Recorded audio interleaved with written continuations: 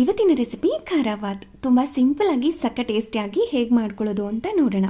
ಒಂದು ಪ್ಯಾನ್ಗೆ 1 ಕಪ್ನಷ್ಟು ಸಣ್ಣ ರವೆನ ಹಾಕಿ ಸ್ವಲ್ಪ ಹೊತ್ತು ಡ್ರೈ ರೋಸ್ಟ್ ಮಾಡಿಕೊಂಡು ಎತ್ತಿಟ್ಕೊಳ್ಳಿ.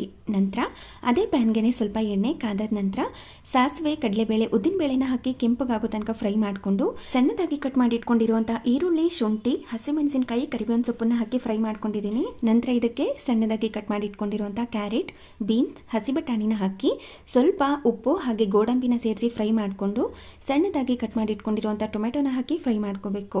ನಂತರ ಇದಕ್ಕೆ ಸ್ವಲ್ಪ ಅರಿಶಿನ ಪುಡಿ, 1 ಸ್ಪೂನಷ್ಟು ವಾಂಗಿಬಾತ್ ಪೌಡರ್ನ ಹಾಕಿ ಸಿಮ್ನಲ್ಲಿ ಇಟ್ಕೊಂಡು ಚೆನ್ನಾಗಿ ಮಿಕ್ಸ್ ಮಾಡಿ 4 ಕಪ್ನಷ್ಟು ಬಿಸಿ ನೀರನ್ನು ಸೇರಿಸಿ ರುಚಿಗೆ ತಕ್ಕಷ್ಟು ಉಪ್ಪನ್ನ ಸೇರಿಸಿ ಕುದಿಸ್ಕೊಂಡು ಕುದಿಯೋ ಹಂತದಲ್ಲಿ ಡ್ರೈ ರೋಸ್ಟ್ ಮಾಡಿಟ್ಕೊಂಡಿರುವಂತಹ ರವೆನ ಹಾಕಿ ಚೆನ್ನಾಗಿ ಮಿಕ್ಸ್ ಮಾಡಿ ಸಿಮ್ನಲ್ಲಿ ಇಟ್ಕೊಂಡು ಸ್ವಲ್ಪ ಹೊತ್ತು ಇದನ್ನು ಬೇಯಿಸ್ಕೋಬೇಕು. ಕೊನೆಯಲ್ಲಿ ಸ್ವಲ್ಪ ವಾಂಗಿಬಾತ್ ಪೌಡರ್, ನಿಂಬೆಹಣ್ಣಿನ ರಸ, ಕೊತ್ತಂಬರಿ ಸೊಪ್ಪು, ತೆಂಗಿನಕಾಯಿ, ಸ್ವಲ್ಪ ತುಪ್ಪನ ಹಾಕಿ ಚೆನ್ನಾಗಿ ಮಿಕ್ಸ್ ಮಾಡಿಕೊಂಡ್ರೆ ಸಕ್ಕ ಟೇಸ್ಟಿ ಆಗಿರುವಂತಹ ಖಾರಾಬಾತ್ ರೆಡಿ.